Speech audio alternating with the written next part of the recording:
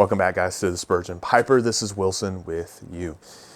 Now, you can tell from the title, this is not my typical video, or you can tell from the surroundings. I'm not in my typical study at home. I'm in a little cabin up in the Ozarks of Arkansas. It's currently snowing. I only have a wood-burning stove keeping things warm. There's not much lighting, so if the lighting looks bad, because there's not much available in a cabin. But this is the same location I came to last year, this time of year, where my family got away. It's a pastoral retreat, a place for pastors to kind of just get some R&R and their families as well. And so here we are again. We planned it 6 months ago to come here, and I'll be honest with you, I don't need it near as much as I did last time. But like last time, there's a video you can check out above. I made a video of life changes, channel changes, church, family changes that kind of look back at the former year, but also look forward to what's to come. And I figured I'd do that again.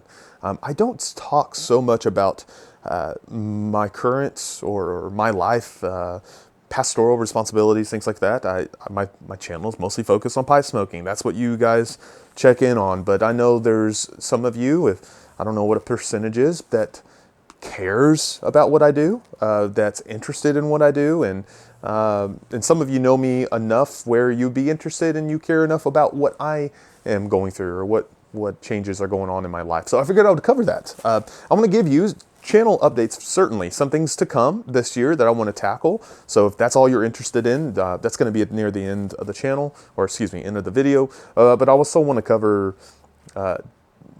changes, developments, mostly dealing with my church and my family and myself. And so that's what you're going to see going forward. Real quick, I'll just let you know, because I don't do this often enough, but I'm smoking my J. Mouton pipe, Prince pipe that was made recently, given to me by men of the church as a Christmas gift. It's one of my treasured pipes now, not because it's just expensive, which it's on the pricier side than my other pipes for sure, but also the sentimental value, and it's a heck of a smoking pipe, really good. And I'm smoking H&H H&H Virginia Flake. I'm about out. I got like one bowl left, and I'm really disappointed. I forgot to bring more tobacco. A place in town, like a Tobacco World, you probably know something like this. They carry roll your own tobacco, cigarettes, dip, all that stuff. They're a dime a dozen. They actually had some Captain Black, and I need to go back and get some because that's all I have available, and I need to review that for the channel anyway. So it'll knock out two birds with one stone. So, getting into changes.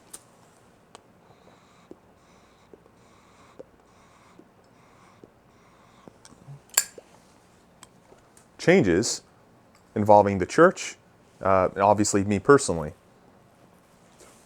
Some of you know, if you've been watching along or been keeping up with the channel, about 6 months ago, it was in July, I was asked to come in. Well, I was asked beforehand, but it officially occurred in July and August, to come in to pastor a planted church in Wichita Falls, Texas. So geographically wise, if you're not familiar, we're just near the border of Oklahoma, just to give you an idea.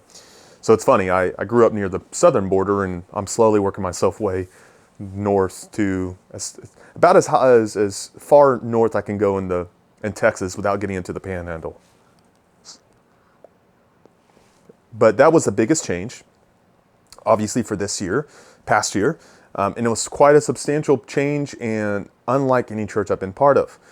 And that is because of the expectations and the confessional background the church has for pastor, expectations for a pastor, and then what we are united by, and how we gauge the church and what we consider important.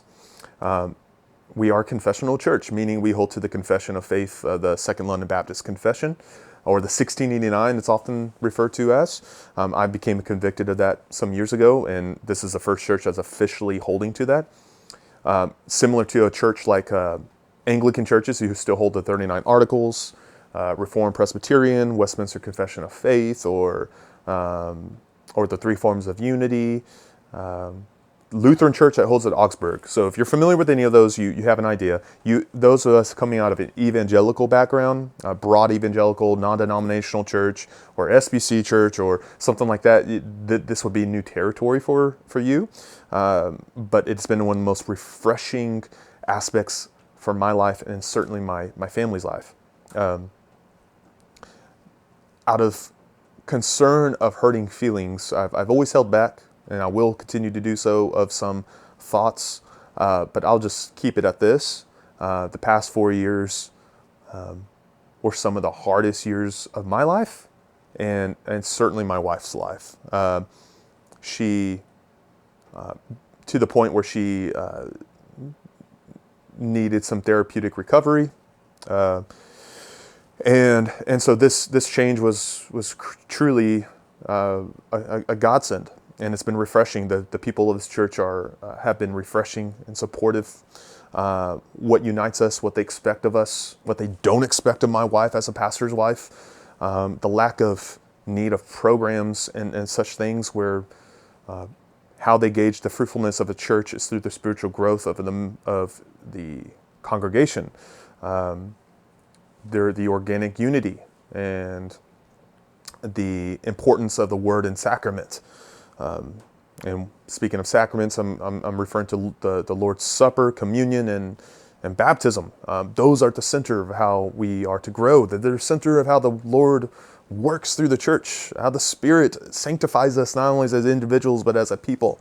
And that's what I love greatly about the confessional community and what this church is centered on. And so that change just this past year has been monumental, extraordinarily beneficial, and like a salve on a wound of my spirit.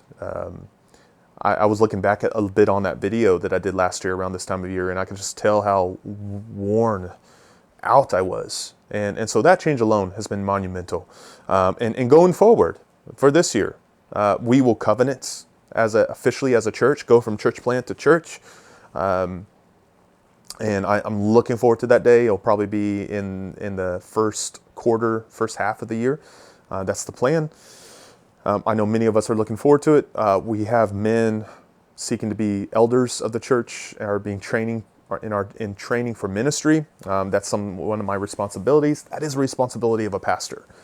Main responsibility. It's not seminaries, but it's the responsibility of the church and the elders and pastors of the church to do so. And so I already have men who are, especially one wonderful brother who's seeking to serve in the church in that way.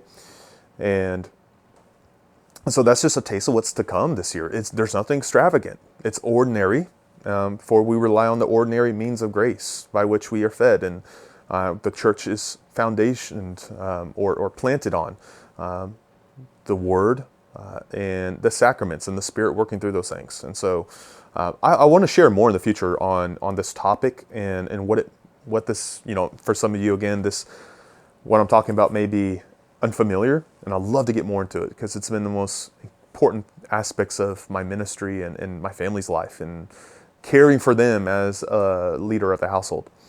And so getting more into family, getting more into personal life. I think I mentioned this last time, but certainly again, we slowly want to decrease a bit of technological usage in our life. I do as well, social media, and that can be a little hassle with this channel, but there's ways to do it where I want to get away from my phone, most certainly. Getting up here in the mountains where I have no service. I can't look at comments or look at social media or anything. It's refreshing, and it shows me how tied into the phone I am. That's the biggest aspect for me. But also just whether it's TV or what have you with the family, that's one thing we want to change. And it's amazing how quickly the boys want to get back outside, how quickly my wife and I go back to the books and reading when we don't have the technology chained to our side like we often do. So my family we've greatly grown during this time of year, or the last 6 months, I should say, and I'm looking forward to what's to come. We'll likely be moving back onto land. That's expected, Lord willing, this year. We rented a place quickly when we got here because we needed somewhere to live, and we hope to be out of it. We're in a suburb. I grew up on a farm. I'm not used to being in a suburb, so that's been a change, but it's been okay. But we look forward to getting back on land and enjoy the homesteading lifestyle they are used to and I'm used to. So family-wise, that's one of the changes coming. And personally as well, it's just less phone use, less social media time altogether. And that's a big help. Stress level just goes down because of that. And then channel-wise, I don't want to miss channel-wise on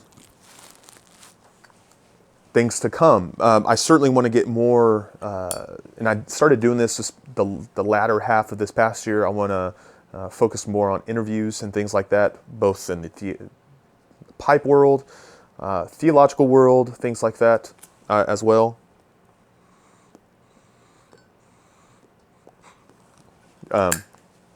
It's one thing I enjoy is adding other voices into this channel, podcast, whatever you want to call it, that are a benefit to you.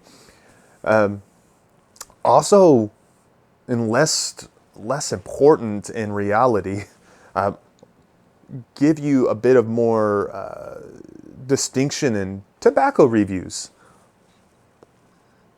I was listening to the Gray Woody Show podcast. If you're familiar with it, it's the only podcast now I'm listening to that deals with pipe smoking. I really haven't, after the Country Squire went and closed their computers, if you will, and they no longer record. I don't listen to any other pipe podcasting podcasts. This is the only one at the moment. But the Gray Woody Show, they were talking about how very little podcasters, YouTubers, people on forums, they give aromatics a bad rap. And I could probably be guilty of that. I really don't enjoy them all that much, I got to say. But I do want to touch on many out there that are worthwhile. There are a good amounts. Sutliff's lineup alone is worth discovering. And so I want to certainly cover cadre blends and also aromatics that are well made, that are easy to get, that are cheap, and that you would enjoy. And so that's one thing I want to cover this year. Not to mention, still have a plan to cover something that hasn't really been addressed on YouTube, at least, that I've seen. And that's part of why I did the Patreon, is for you to, for those able to support me doing that. And it does involve traveling, but not just simply travel to another pipe shop or anything like that, or to a show. Those are great. I'm not bashing anyone who does that. Those are wonderful. Maybe in the future I would do something like that, but this gets a little bit farther to the roots of pipe smoking. And so I look forward to covering that when I get a chance, and hopefully it's this year. So that's why I did the Patreon. If you feel able to, I would love your support in that way. If you can't, that's fine too. There's most of what I do is going to be on this channel, regardless if you pay or not. So that's essentially it. I'm looking forward to 2024. Spiritually in a better condition, more rejuvenated, mentally a bit more clear. Channel-wise, I've been greatly appreciative of your support and the feedback, and it's been a joy to do these things, and I never expected it to be where it is. But thank you, if I don't say it enough, thank you for your interaction. It's been a pleasure. So guys, that's all I have. I hope you're doing well. I hope you're blessed, and we'll talk to you very soon.